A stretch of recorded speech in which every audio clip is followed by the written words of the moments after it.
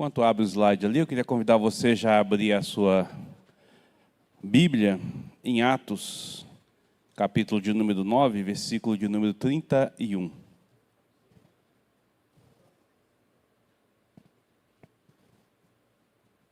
Atos 9, 31.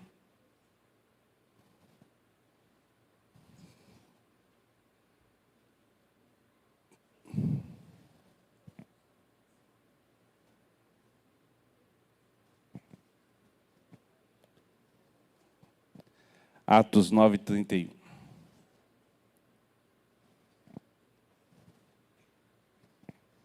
Rafael, você pode deixar que daqui eu controlo, tá? Já tranquilo. Vamos lá todos juntos fazer a leitura desse texto? A igreja, na verdade... Peraí. Esse conjunto aí está horrível, misericórdia. Vamos começar de novo? Se você não abriu, abre a sua Bíblia. Atos 9, 31. Vamos lá, todos juntos? A igreja...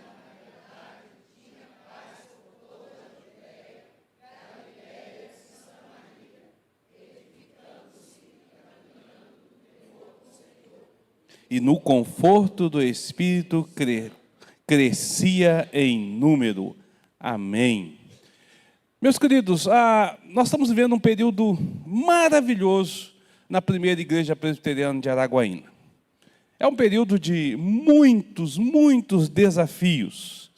É um período em que nós temos também muitas necessidades que precisam de ser supridas. E pensando exatamente sobre esta realidade, nós vamos estar falando sobre os desafios que nós precisamos de estar vencendo. Esse será o tema da nossa próxima lição da classe Paulo, da qual nós estaremos falando, né? Quais são as grandes necessidades que a gente tem? À medida que a igreja cresce, à medida que ela desenvolve, vão surgindo novos desafios. Mas muitas vezes nós deixamos alguns desafios para trás e eles vão se acumulando com esses novos desafios, então aumentando ainda intensamente a realidade da nossa igreja, né? Então, nós temos agora como grande desafio nosso o projetar e o instalar de um transformador elétrico para a demanda de energia da nossa igreja, né? Nós precisamos de ampliar algumas coisas, tem grandes desafios e para isso nós precisamos de energia elétrica suficiente e o tamanho da nossa igreja não dá para ficar sem um transformador, né? Mas nós temos outros desafios que já está acumulando. Nós temos a área social, né, a cozinha, os banheiros, que nós já projetamos, estamos para construir e ainda não fizemos, né? Nós temos que dar um fim à nossa chácara, dar uma finalidade à nossa chácara. Eu acredito que quem está aqui nessa igreja há pelo menos 6, 7 anos, não foi ainda na chácara. Não conhece a chácara, né? Eu acho que a última vez deve ter uma década que usou essa chácara, ou quase isso, quase 10 anos que usou essa chácara. Quem é que foi na chácara lá esse tempo agora aí? Dentro de uns 30 dias antes. Não, 30 dias, uns 2 meses, né, Jô? Eu acho que é os únicos que vão na chácara lá até hoje, é a Jô, como o Orivaldo, que vão lá e fazem alguma coisinha, então, né, sempre mexendo com alguma coisinha lá. O resto dos irmãos não vão, nós não sabemos como está a situação da chácara, que está caótica. Está caótica, nós precisamos definir o que nós vamos fazer com ela, tá certo? Nós temos que construir o nosso estacionamento. Nós temos um pátio, mas não é um estacionamento, né? Convenhamos, ele precisa de ser um estacionamento organizado, né? Quando a gente começa a ter um pouco mais de carro, fica tumultuado, a gente não tem um estacionamento definido. É um desafio da nossa igreja, tá certo? Nós temos o desafio da construção das lojas da 1º de maio. Nós temos o recurso aprovado, está chegando agora, 1º de janeiro, está chegando esse recurso, né? E o conselho está trabalhando na elaboração de documentos, na organização. E por conta da demanda, nós estamos tendo algumas dificuldades. Não que seja empecilho para a gente começar, mas que acaba dando um trabalho um pouco a mais. Por exemplo, a nossa chácara ela foi registrada na década de 60, aqui no nosso cartório. De lá para cá, nós tivemos algumas mudanças na cidade. Entre elas, a abertura da rua Voluntários da Pátria e a abertura da rua Muricisal. Na chácara não existe, no documento integral da chácara, não existe a divisa da Rua Voluntários da Pátria e da Rua Municipal. O que nós tínhamos que fazer? Tínhamos que contratar um topógrafo, fazer toda a medição novamente da chácara, refazer o projeto da chácara com as divisas originais. Estamos em processo de aprovação, né, junto à prefeitura, para fazer um novo registro, para poder, daí, conseguir o alvará da construção.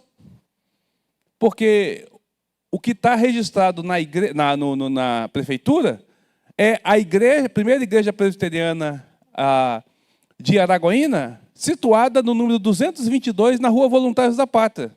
Mas o documento não tem no documento original de terreno, não tem Voluntários da Pátria. Então a gente está e não está. São desafios que a gente tem para fazer isso aqui, né? Para organizar, para fazer. Depois vem terraplanagem. Tem uma outra questão que a gente está verificando, tem a questão do IPTU. Como é que vai ser? Se a gente vai ter que fazer o desmembramento. Nós estamos discutindo isso com o pessoal. Vai precisar de fazer o desmembramento do terreno para poder fazer o IPTU de lá? E vai ter que fazer aqui? Precisa de fazer? Entendente? Então, séries de desafios que a gente tem em relação a isso. Além de outras coisas, irmãos. Na Escola Bíblica Dominical, as nossas carteiras estão acabando. Nós fizemos aí uma reformazinha em algumas, mas já precisando de fazer uma coisa melhor. As crianças não têm mesas e carteiras adequadas para elas, né? Os professores estão questionando a necessidade de um data show. Hoje em dia é natural estar usando data show, eu estou usando data show. E nós não temos data show para as salas. Percebe? Então, à medida que a igreja vai crescendo, nós vamos tendo muitos desafios. E nós precisamos de seguir em relação. Perdão, irmãos. Precisamos de seguir em relação a essas questões. Mas a maior necessidade, o maior desafio que nós temos enquanto igreja atual,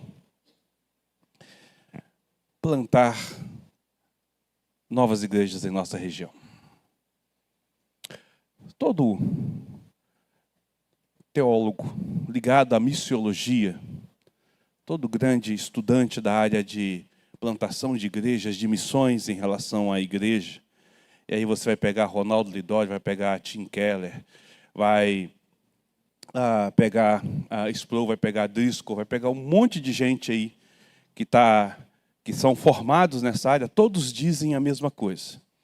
A igreja ela é um corpo vivo, e como corpo vivo ela precisa de produzir, ela precisa de gerar outras igrejas, ela precisa de plantar outras igrejas.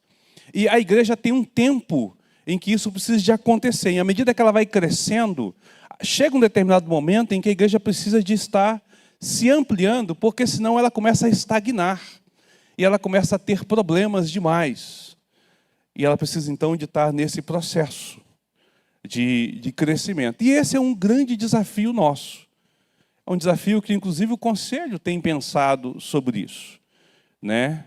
Nós aprovamos agora, recentemente, a fazer uma avaliação sobre a viabilidade de plantação de uma igreja na cidade de Carmolândia.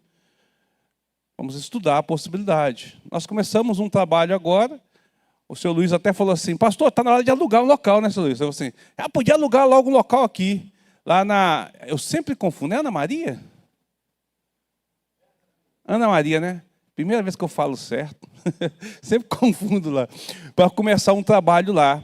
E nós temos uma cidade enorme, né? Ontem teve uma reunião da UPH e o presidente da federação de UPH estava aqui, o presbítero Milanga, né?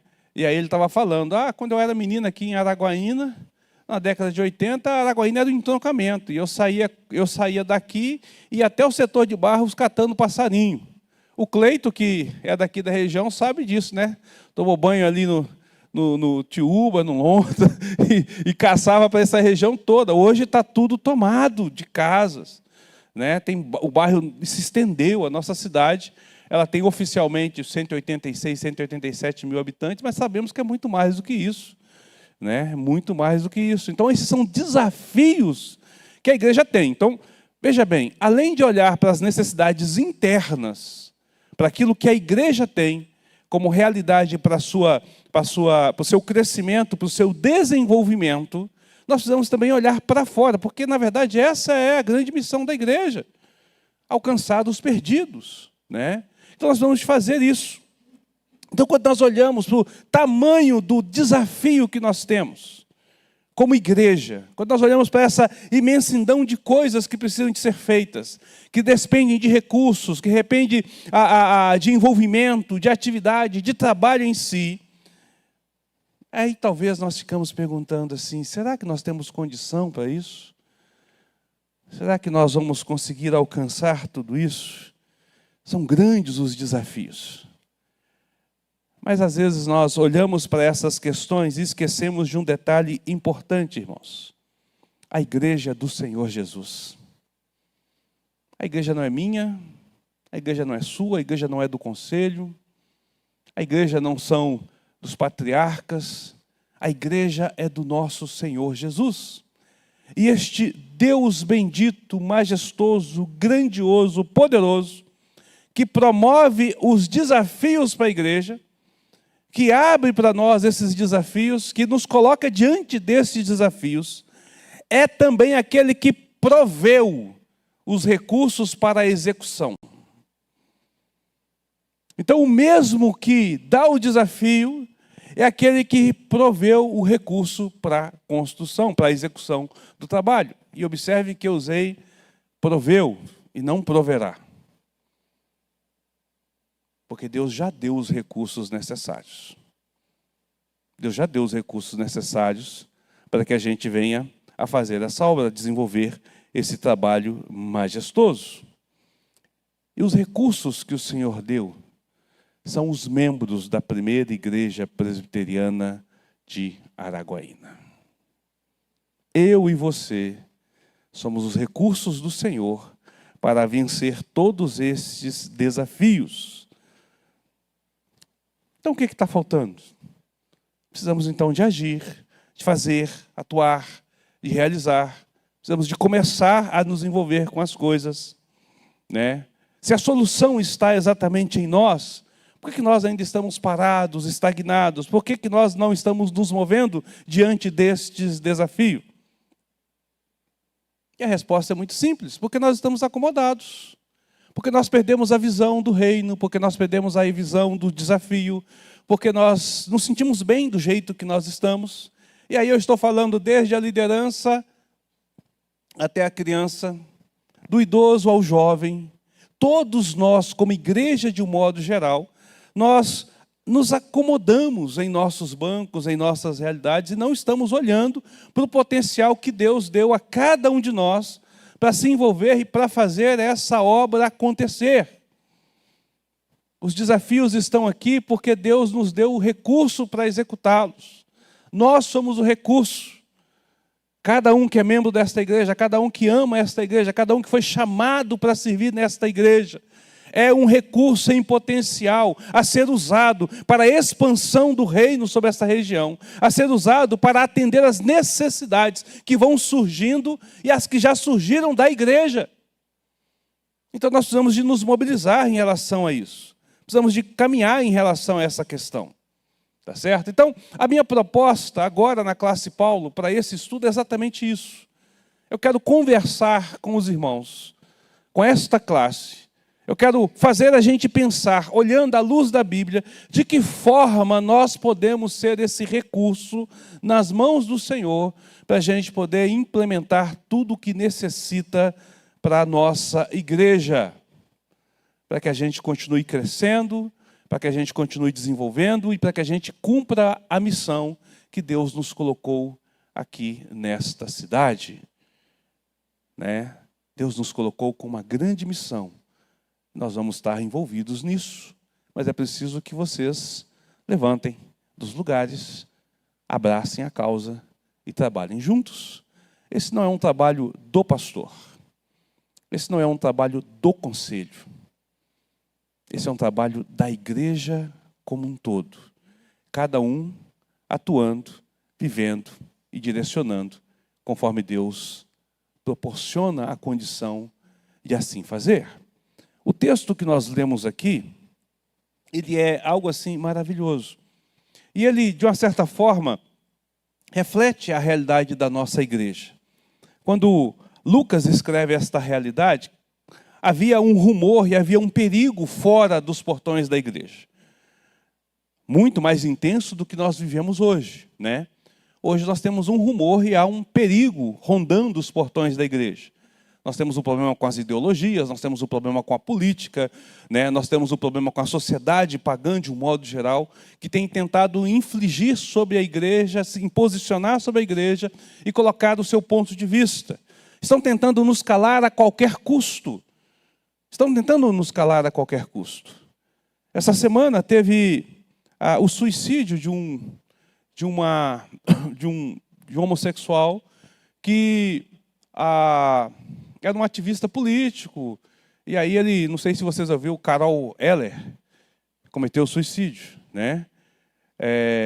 E aí houve uma pessoa que diz assim: a culpa do suicídio da Carol Heller são os cristãos que estavam tentando mudar a sua maneira de ser, porque ela estava abandonando a questão da homossexualidade, ela estava sendo cuidada por uma igreja, e aí julgaram a culpa na igreja. Ninguém olhou para a depressão que ela vinha sofrendo há muito tempo, para aquilo que ela vinha dizendo nas redes sociais, que ela não estava aguentando mais a pressão, que ela não aguentava mais essa jogada política, as acusações que vinham, das próprias pessoas homossexuais que acusavam elas, das pessoas que eram da linha contrária política, que ameaçavam, que importunavam, dos seus próprios conflitos naturais. Ninguém olhou para isso. Mas alguém chegou e disse: a culpa é da igreja. Pensa o quanto isso vai repercutir na igreja. Aí nós aqui, demora um pouquinho para chegar, nós estamos no interior do interior, né? Mas nas grandes capitais isso já dá uma grande diferença. Então nós estamos sendo atacados, e a igreja aqui estava sendo atacada. Lembremos que em Atos aqui está dizendo que a igreja estava perseguida. No capítulo 4 nós acontecemos a perseguição, a dispersação da igreja, né? 4, 5, 6, nós vamos vendo aí que a igreja vai se dispersando, ela espalha. Ela está, mas aqui no capítulo 9 diz que essa igreja que está sendo perseguida lá fora, que está sendo acuada e continua crescendo, é uma igreja que tem paz. Olha só, a igreja na verdade tinha paz por toda a região onde ela se encontrava. A paz não estava do lado de fora dos portões, a paz estava interna, dentro dos portões. A paz estava na igreja, a paz de Deus que excede o entendimento. A perseguição estava, a luta estava, mas as pessoas haviam uma consciência de que elas estavam fazendo a vontade de Deus, e porque estavam diante da vontade de Deus, elas se sentiam bem com isso.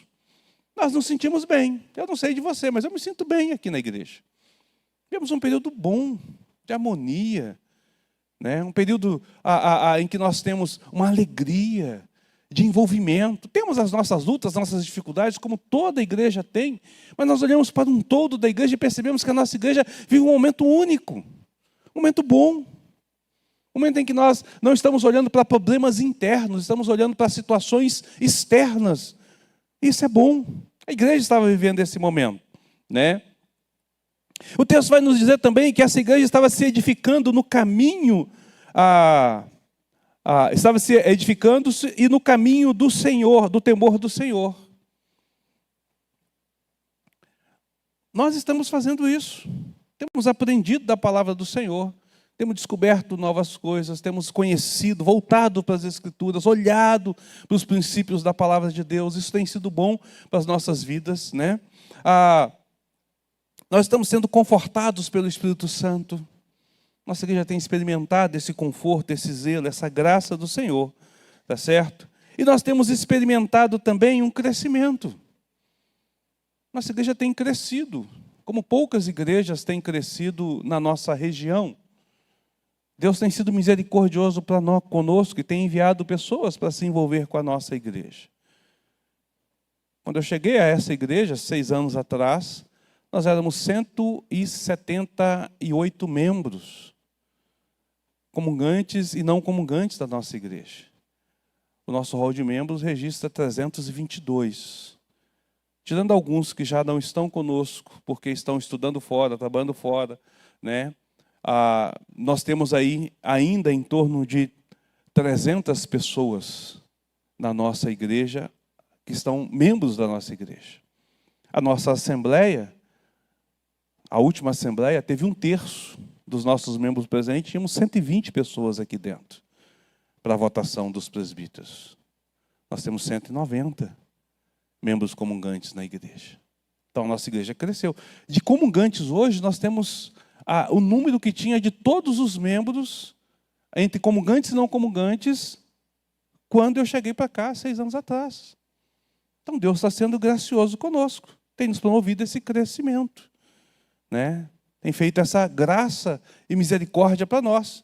Não é por conta do pastor, não é por conta da beleza da igreja, não é por conta do conselho, não é por conta do louvor, é pela graça. É o Senhor quem tem acrescentado aqueles que estão chegando. Então percebe que nós estamos vivendo algo parecido, com exceção do plantar igrejas. Com exceção disso, de se envolver mais com o plantio de igrejas, se envolver mais com estar do lado de fora, em estar agindo, estar trabalhando, estar fazendo as coisas. Nós temos os nossos desafios internos, nós temos os nossos desafios externos, mas nós temos os recursos já providos. E o recurso é cada um de nós, a quem Deus chamou para servir neste local. Então, se você se sente chamado para estar na primeira igreja presbiteriana de Araguaína, se você gosta desta igreja, se você se sente bem aqui, apesar das nossas muitas falhas, você é o instrumento que Deus quer usar para a gente vencer os nossos desafios. Deus não vai mandar instrumentos de fora, porque Ele já nos deu os instrumentos aqui, suficiente para fazer aquilo que precisa. Já nos deu os instrumentos suficientes. Isso significa que Deus chamou você para estar aqui. Não apenas para alcançar a salvação, mas Deus chamou você também para poder servir a igreja. Eu acho interessante, porque nós, como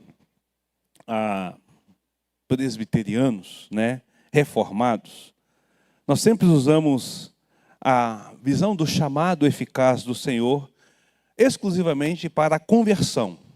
E não está errado isso, não. Não está errado a gente pensar nisso aí, porque de fato Deus nos chamou de forma eficaz, né? Então assim, não fomos nós que escolhemos o Senhor, foi Ele quem nos escolheu e Ele nos tirou das trevas. Nós podemos ver isso, por exemplo, quando nós olhamos para Paulo escrevendo a carta a Efésios. Lá no capítulo 2, Paulo vai começar dizendo assim: e Ele vos deu vida, estando vós mortos em vossos delitos e pecados. Então Paulo começa a dizer que Deus chamou você à vida. Deus chamou você à vida. A sua conversão não é um ato que nasceu da sua vontade, mas nasceu do chamado de Deus. É um chamado eficaz que Ele fez. Você anuiu esse chamado, atendeu esse chamado. No versículo 8, ele vai dizer: porque pela graça sois salvos mediante a fé, e isto não vem de vós, é dom de Deus. Mostrando que toda a ação procede de Deus para que você esteja nesta casa. Ótimo. Maravilha. Mas Deus chamou você para estar aqui para quê? Qual o motivo de você estar aqui? E você vai dizer: eu fui chamado para adorar o Senhor. Afinal, o fim principal, o motivo da existência do ser humano é adorar o Senhor, não é? É glorificar ao Senhor, é se satisfazer em Deus eternamente. Então eu fui chamado para fazer isso. Mas isso é muito vago. Isso é muito vago. Ninguém chamou, o Senhor não chamou a ninguém para ficar sentado no banco, irmãos. Deus nos chamou para algo maior. Observe que quando Paulo fala sobre o chamado eficaz, versículo 1, versículo 2, versículo 3, versículo 4, versículo 5, versículo 6, versículo 7, versículo 8 de Efésios 2, ele fala desse chamado eficaz, dessa ação eficaz de Deus, da ação de Deus em tirar você das trevas e trazer para a luz, em tirar você da morte e trazer para a vida, em fazer com que você seja um adorador do Senhor. Quando chega no versículo 10, abre a sua Bíblia aí, Efésios 2, 10. Olha só o que ele vai dizer.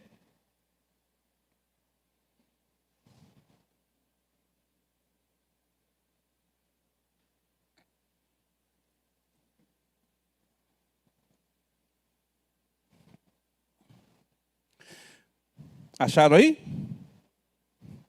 Pois somos feitura de quem? Dele. Criados em quem? Para o quê? Opa, peraí. Olha que coisa fantástica. Deus diz que Ele chama você à existência como um adorador. Ele tira você da morte e traz para a vida. Ele faz com que você agora esteja satisfeito em estar na sua presença. Ele o coloca ali pela graça de Deus. A salvação é uma dádiva maravilhosa de Deus. Mas não apenas a salvação é graça. Deus diz, Paulo vai dizer, orientado pelo Espírito Santo, que não apenas a salvação mas o trabalho é um ato da graça de Deus. O próprio trabalho é um ato da graça de Deus. Pois somos feituras dele, criado em Cristo Jesus, para as boas obras, as quais Deus de antemão preparou para que andássemos. Então Deus preparou, antes da fundação do mundo, um trabalho para você dentro da igreja. Preparou antes da fundação do mundo um local onde você possa caminhar, onde você possa servir, onde você possa se envolver dentro da igreja. O mesmo chamado eficaz para a salvação o chama para o trabalho. O mesmo Deus que o dá vida para a adoração, o dá a vida para o trabalho, para o envolvimento, para a obra do Senhor, para estar ativo na casa do Senhor. Deus o redimiu através de Cristo para você exercer a sua vocação no reino dele. Todos nós somos vocacionados para um exercício no reino dele. Você não foi salvo pelo serviço, mas você foi salvo para o serviço. Percebe? Você foi salvo para servir, para se envolver, para trabalhar. No reino de Deus você tem um lugar, você tem um propósito, há um papel, uma função a qual você deve cumprir, que você deve se envolver. Não servimos a Deus por causa da culpa, nossa culpa foi retirada, estamos livres pela graça do Senhor, toda a dívida foi paga, não há motivo nenhum de nos sentirmos culpados diante do Senhor, nem pelo pecado que cometemos, nem pelo pecado que estamos cometendo, nem pelo pecado que iremos cometer, porque iremos cometer. Todos já estão fixados na cruz, não há necessidade alguma em relação a sentir culpa com relação a isso. Nós não estamos fazendo o serviço do Senhor por medo de ser castigado, de ser oprimido. Muitas pessoas querem servir a igreja porque talvez elas tenham medo do que pode acontecer se elas não servirem à igreja. Mas não é esse o motivo pelo qual nós estamos aqui. Nós não estamos servindo a igreja por uma obrigação.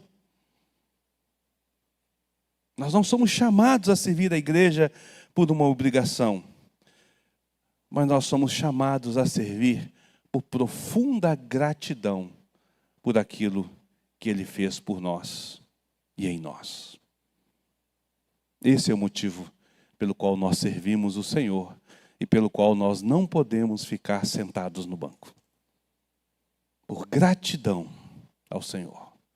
O salmista no Salmo 100, versículo 2, ele vai dizer: servi ao Senhor com alegria. Servi ao Senhor com alegria. Pergunta, comentário, questionamento, crítica, elogio, balcão aberto. Alguém? Quer falar alguma coisa? Fique à vontade. Está aberto aí.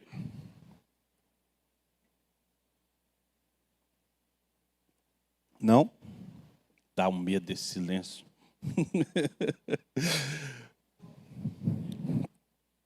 Nosso irmão Davis ali.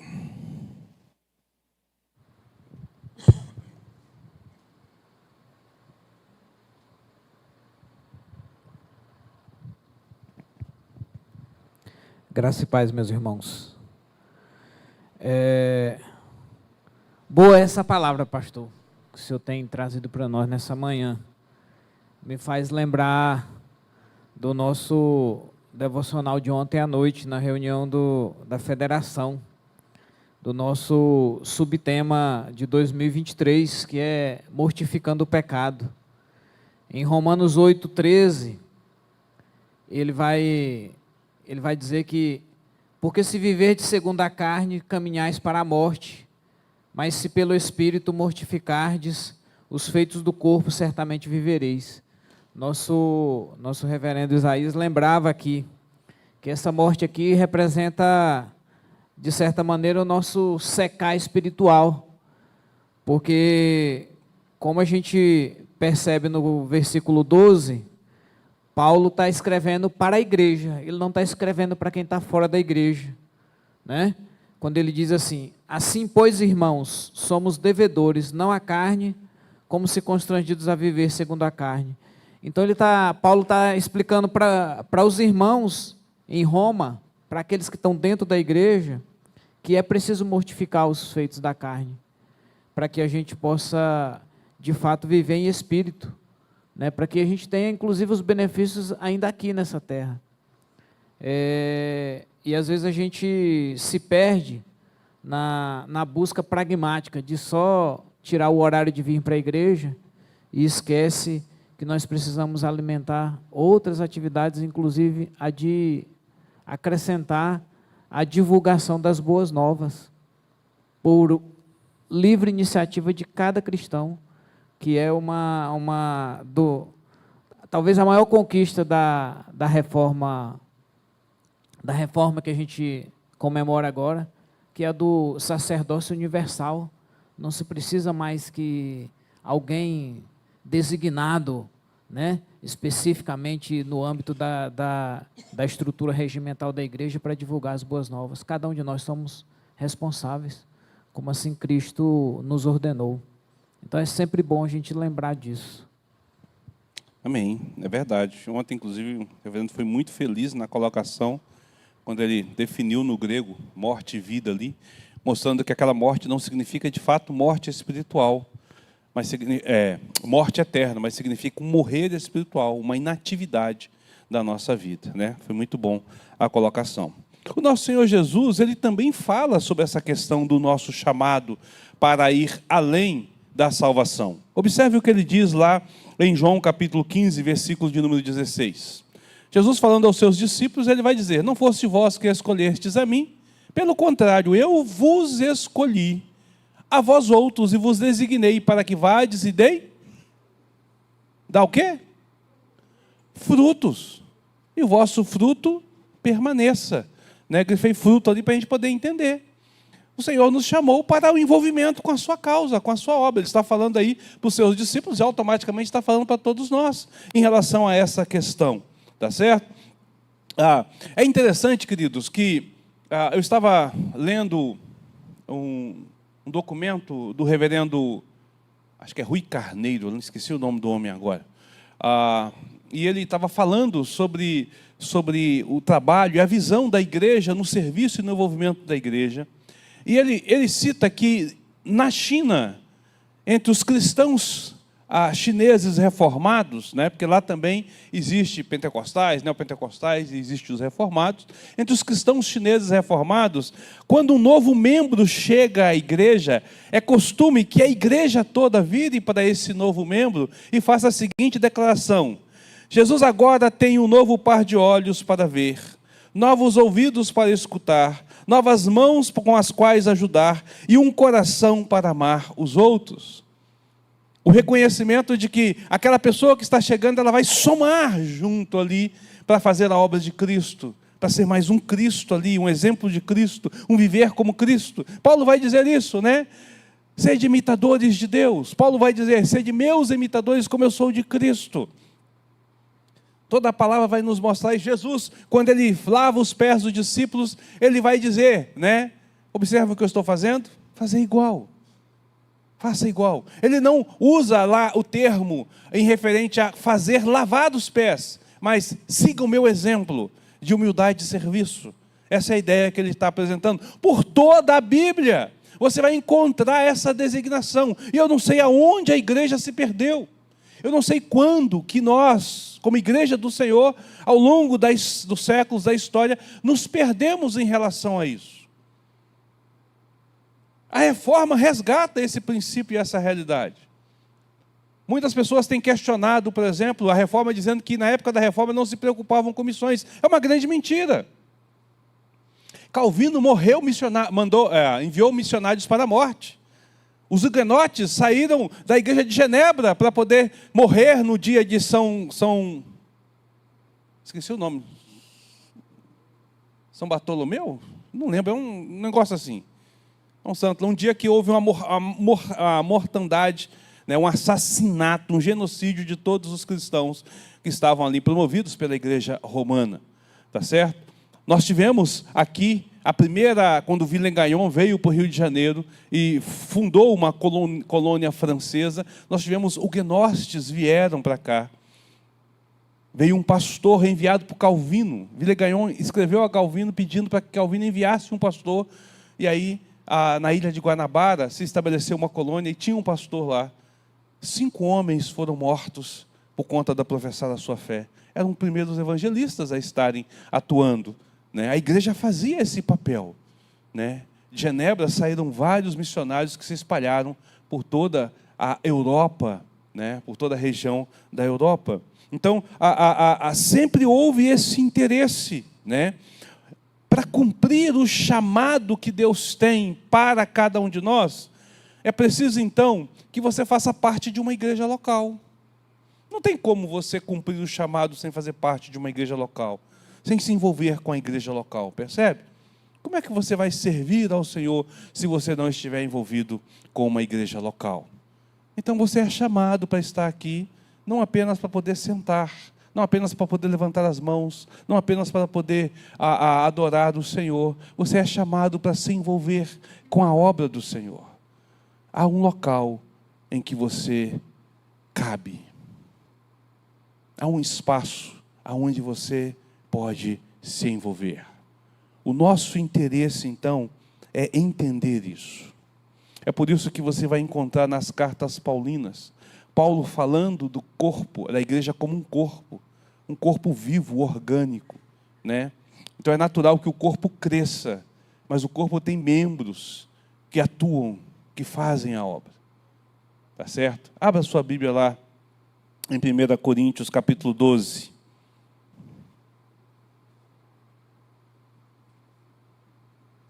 Primeira Coríntios, capítulo de número 12.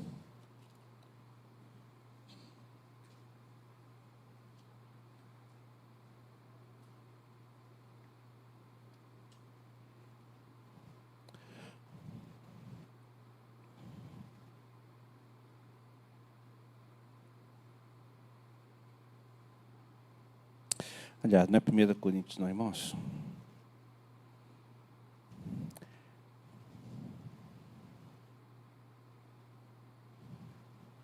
Não é 1 Coríntios. É 1 Coríntios mesmo. Eu que estou errado aqui.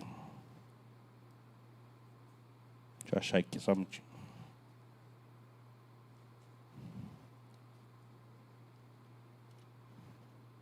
Isso. Dificuldade. A partir do versículo 12, Paulo fala dessa unidade orgânica. Eu abri em 2 Coríntios, estava falando que não. A partir do versículo 12, Paulo fala da unidade orgânica. A partir do versículo 1, ele fala que Deus distribui dons à igreja. Olha lá o versículo de número 27. Aliás, o versículo 27 e 28. Ele vai dizer assim: ora, vós sois o corpo de Cristo. Quem é o corpo de Cristo? É o apóstolo e o apostolado? Ele que é o corpo de Cristo? São os líderes da igreja que são o corpo de Cristo? Paulo está escrevendo para uma igreja. Paulo está escrevendo para a igreja toda, de um modo geral, dizendo: vocês são o corpo de Cristo. Paulo está escrevendo para a igreja de Corinto, para a igreja local que está em Corinto. Ele está dizendo: vocês aí na igreja de Corinto são o corpo de Cristo. Cada membro, cada criança, cada idoso, cada jovem, cada pessoa é membro do corpo de Cristo. Nós estudamos isso e sabemos que a igreja invisível do Senhor é muito maior do que a igreja local. Mas uma igreja local, fiel ao Senhor, ela é um corpo inteiro de Cristo. Ela não depende de outra igreja para ser corpo de Cristo. Percebe? É um dos mistérios do nosso Senhor. Como igreja universal, todos nós pertencemos ao corpo de Cristo. Fazemos parte dessa igreja invisível. Mas como igreja local, nós somos o corpo perfeito de Cristo, sem faltar nada. Sem faltar nada. Então Paulo começa dizendo, ora, vós sois o corpo de Cristo e individualmente membros deste corpo. Primeira igreja presbiteriana de Araguaína, nós somos o corpo inteiro de Cristo. E cada um de vocês é membro individualmente deste corpo. É membro deste corpo. Cada um. No versículo de número 28, ele vai dizer, a uns estabeleceu Deus na igreja, primeiramente apóstolos, em segundo lugar profetas, em terceiro lugar mestres, depois operadores de milagres, depois dons de cura, socorro, governo, variedades de línguas. Porventura são todos apóstolos, ou todos profetas, são todos mestres, ou operadores de milagres, todos têm o dom de curar, falam todas outras línguas, interpretam-as todas, entretanto procurai com zelo os melhores dons. Então Deus distribuiu os dons à igreja. A igreja local tem os dons necessários para funcionar como corpo integral de Cristo. Percebe? Então, quando eu digo que os desafios que nós temos, Deus já proveu o recurso, Ele já proveu. Não precisa de chegar mais gente para a gente poder resolver os desafios. Já temos o suficiente. O corpo está completo. O que nós precisamos então é nos envolver, para que esses desafios então sejam superados. Está faltando é a atividade do corpo. O que está faltando é que o corpo se envolva. O que está faltando é que cada membro atue, cada membro faça. É isso que está faltando. Não está faltando nada ao corpo. Não está faltando nada. O que falta é envolvimento da nossa parte. Hoje em dia, muitas igrejas estão enfraquecidas, porque os cristãos não têm mais vontade de servir, ou não entendem a importância de servir, de se envolver. Muitas igrejas estão sofrendo com isso, e nós estamos criando um método comum, como igreja, à medida que a gente vai crescendo, e é um negócio interessante, à medida que a igreja vai crescendo, e que ela vai tendo mais potencial de atuação, porque uma igreja pequena tem um potencial menor, uma igreja maior tem um potencial muito maior, nós começamos a terciarizar as atividades. Nós não nos envolvemos tanto como deveríamos, e começamos a terciarizar as atividades. É mais fácil, por exemplo, a gente pensar assim, vamos contratar um obreiro para poder plantar uma igreja em tal lugar assim, do que eu me dispor a fazer um trabalho junto no plantio. É mais fácil nós pensarmos assim, vamos contratar aqui uma equipe de profissionais, pedreiros, carpinteiros, serventes, ajudantes, do que eu me envolver no mutirão para poder fazer um trabalho na igreja. Não é verdade? É mais fácil para a gente. A estrutura acaba proporcionando essa questão. Só que às vezes eu deixo de servir onde eu deveria. Nós queremos ser servidos.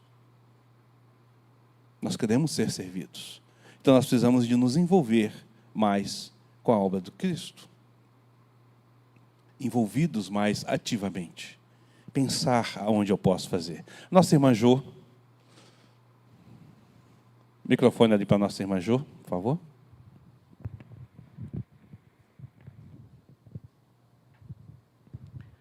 Pastor, eu gostaria que o senhor falasse um pouquinho.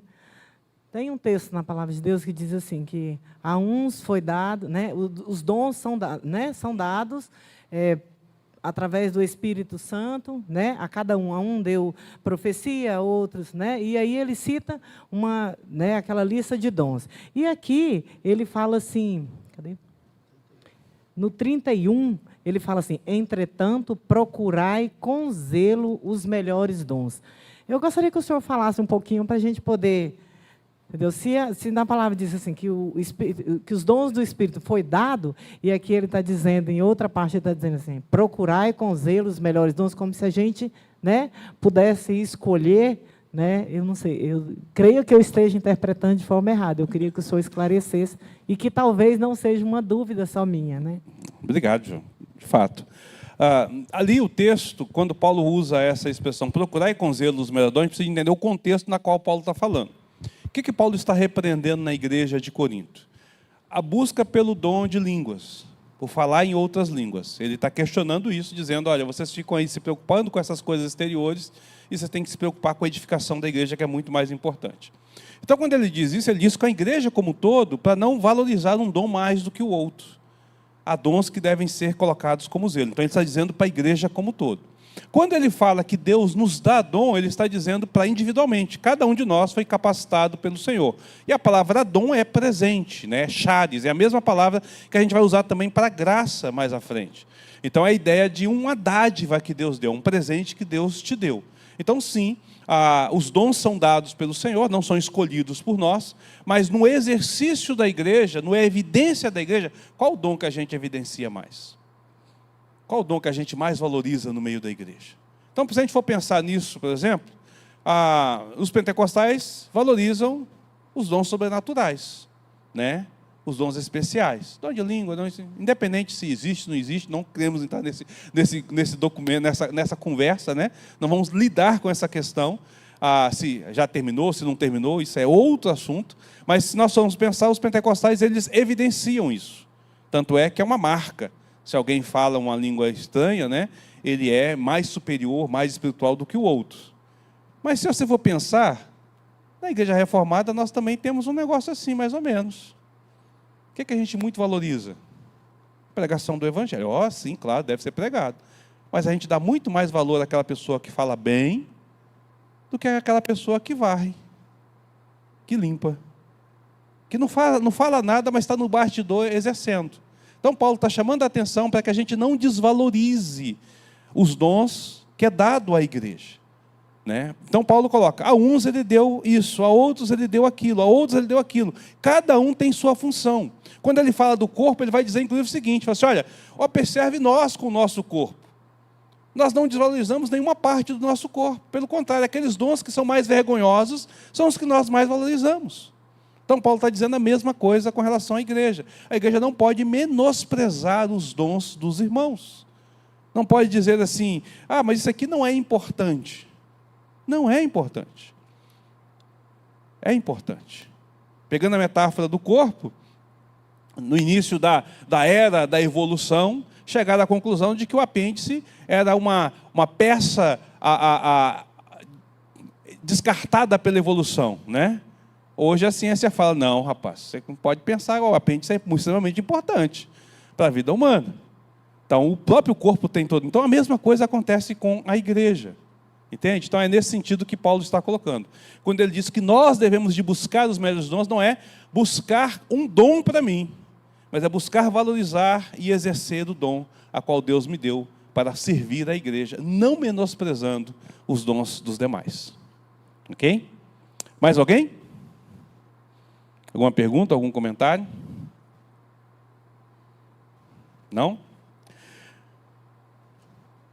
Uma coisa importante que nós precisamos de entender, então, é que há um lugar aonde você deve se envolver. Você tem que se envolver com alguma coisa na igreja, irmãos. E aí eu vou usar a palavra que o pastor Isaías usou ontem, lá de Romanos 8, para a gente poder entender um pouquinho. Eu vou copiá-lo aqui naquilo que ele falou, que é muito interessante a forma como ele coloca isso, né? Lá em Romanos 8, no versículo 12, ele diz assim, versículo 13, 12 e 13, diz assim, assim, pois, irmãos, somos devedores não à carne, como se constrangido a viver na carne. Porque se viverdes segundo a carne, caminhais para a morte, mas se pelo Espírito mortificardes os efeitos do corpo, certamente vivereis. E aqui a ideia é, nós temos que deixar de viver a carne, os prazeres da carne, os desejos da carne. Porque se nós dermos lugar à nossa carne, nós seremos inativos, seremos mortos espiritualmente. Ainda que eu faça alguma coisa na igreja, mas espiritualmente estarei morto. Porém, se eu mortifico a carne, eu vou ter vigor, eu vou ter disposição, eu vou ter envolvimento, eu vou ter uma vida pujante dentro da igreja. Paulo está colocando exatamente para a igreja essa questão. Ele está chamando a igreja para um serviço espiritual. Não apenas para o serviço físico, não apenas para o envolvimento social, mas para o envolvimento espiritual. Dispondo as nossas vidas para servir ao Senhor, para se envolver com a causa do Senhor. Tá certo? Paulo vai dizer lá em Colossenses 3,17: tudo o que fizerdes, seja em palavra, seja em ação, fazei em nome do Senhor Jesus, dando por Ele graças a Deus Pai. Tudo o que fizerdes, seja por palavra, seja por ação. Então, servir é o ato de adoração mais aceitável diante do Senhor. Mais do que eu estar aqui cantando louvores, mais do que eu estar aqui levantando as minhas mãos. Quando eu estou servindo no reino, eu de fato estou adorando o Senhor, eu estou glorificando o Senhor, porque eu estou evidenciando a obra de Cristo sobre a igreja. Eu estou fazendo a diferença. Observe Atos 9:31. Deus ia acrescentando aqueles que iam sendo salvos. Observe Atos capítulo 4, os versículos finais, onde a igreja é vista e onde há algo maravilhoso acontecendo sobre a igreja, e Deus vai acrescentando, Deus vai trazendo, porque a igreja é vista como algo diferente, há simpatia por parte das pessoas em relação à igreja. Deixa eu mostrar isso de uma outra forma, de um outro ponto de vista, de como que a igreja, do ponto de vista negativo, por não estar trabalhando, por não estar servindo, por não estar fazendo algo que faça a diferença, ela acaba sendo o contrário. Ela acaba sendo algo que, em vez de chamar a atenção de forma positiva das pessoas para a igreja, chama de forma negativa. Eu vou dar um exemplo nosso, da nossa igreja. A nossa igreja, ela foi plantada pelos americanos nesta colina, nesta área enorme, porque havia um projeto na cabeça dos americanos que eles não concluíram, e nós não tivemos condições de concluir.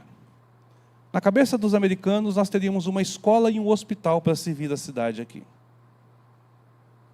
Dos mais antigos sabem disso. A ideia deles era uma escola e um hospital. Chegamos a funcionar uma escola.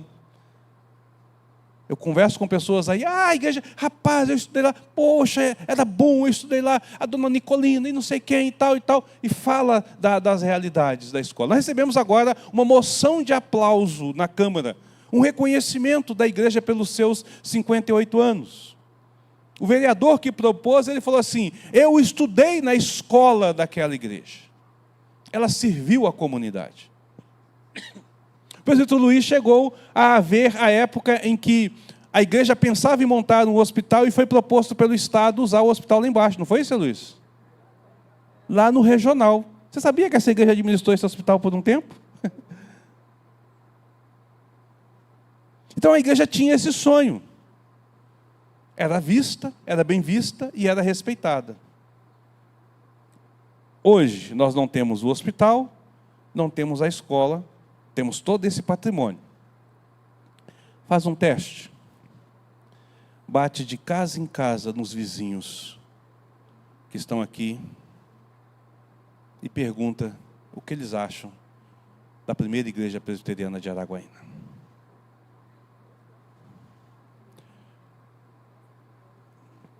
Na rua de cima, na lateral, na de cá e aqui em frente. Boa parte desses vizinhos vão xingar a igreja. Irmãos, eu estou falando porque eu ouvi deles. Eu conversei com alguns. E sabe por que eles vão xingar a igreja? Porque eles dizem que a nossa igreja é ninho de infestação de rato e de praga para a casa deles. Porque a gente tem uma área não usada. Não usada. Muitos deles vão dizer isso.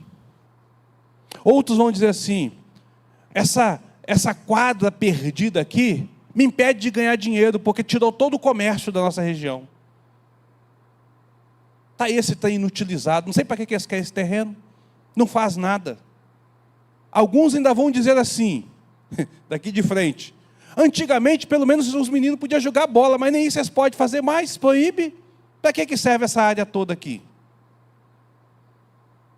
Aquilo que nasceu como um princípio de bênção, que os mais antigos vão ver como bênção, a escola, o envolvimento da igreja, o trabalho que foi feito, por conta da inatividade da igreja, hoje não é bem visto. Não é bem visto. Nós não damos destino a isso.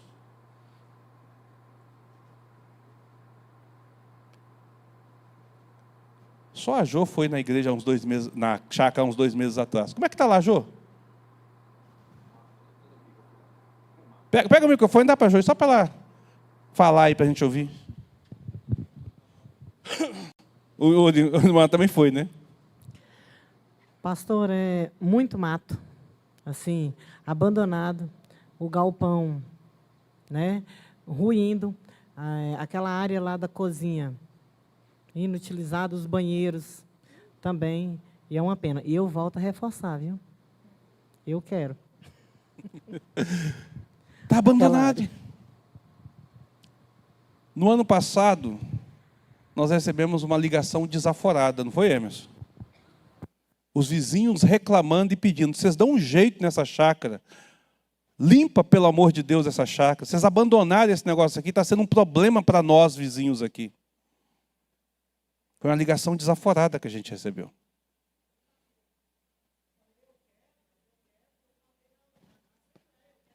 Sim, você falou que iria comprar a chácara, é verdade. Eu falei que eu quero, mas eu quero comprar. Eu já fiz proposta para a igreja, viu, irmãos? Sim, verdade. Fica claro. Percebe, irmãos? Serviu muito tempo a igreja, não serviu? Foi bênção. Hoje faz o que lá? A visão que seria boa se tornou ruim. Então nós temos que entender que essa atividade nossa precisa de se envolver. Agora, precisa de que cada um de nós se envolva. É preciso que a gente se ponha a servir a obra do Senhor. Nós temos um elefante branco aqui. Irmãos, nós temos 6 salas, 6, 7, 8, 9 salas. Nós temos 9 salas com ar-condicionado. Todas as salas têm ar-condicionado, que é ligado 1 hora a 1h30 por semana para funcionar a escola bíblica dominical. Hoje a gente não pode ligar, se ligar desarma tudo, né? A gente tem que mudar essa questão. Mas nós colocamos ar em tudo. Todas as salas têm uma estrutura mínima de funcionamento para funcionar 1 hora, 1h30 por semana. Todo esse investimento para isso. Percebe? O que nós estamos fazendo com esse legado que foi deixado? É desafio nosso. E Deus colocou cada um de nós para se envolver com isso. Fala, Orivaldo. Bom dia, irmãos. Eu queria só resgatar aqui a questão também, que você falou do hospital antigo, mas a igreja administrou por anos, né, a Fundação Presbiteriana, que administrou, por sua vez, o CAPS. Né? Chegou a um ponto que o governo, na época, por questões internas, lá desprezou e dispensou a fundação, que chegou ao ponto da gente ter que extinguir por questão de não ter essa história de terceirizar as coisas. Né? Se tivesse a fundação fazendo outra atividade em algum lugar, podia ser isso. Então, quando o senhor falou aí da questão das terceirizações, é isso que dá, porque às vezes a chácara está lá, e nós terceirizamos colocar os retiros em outra, sabe? Porque ficaria mais barato, né? Que é investir lá. Né? A questão da fundação, extinguimos a fundação, em vez de colocar ela para funcionar, e, né? Então terminou findando ela e encerrando as suas atividades. Então, às vezes, a gente tem que investir mais no nosso patrimônio e não terceirizar as coisas, né? São coisas a serem pensadas e vistas. O que nós vamos fazer? Então, a grande questão é exatamente essa. Como podemos servir a igreja? Nós sabemos que temos desafios, mas nós também temos o recurso. O recurso é cada um de nós que foi chamado para servir. Como que nós podemos servir? Esse será o estudo da próxima lição. Hoje foi só a introdução, para chamar a atenção de vocês, para perceber o que nós podemos fazer. E nós temos condições de fazer, irmãos. Preste atenção. Nós temos condições de fazer. Deus deu tudo o que é necessário. E a gente pode se envolver com isso. Ok?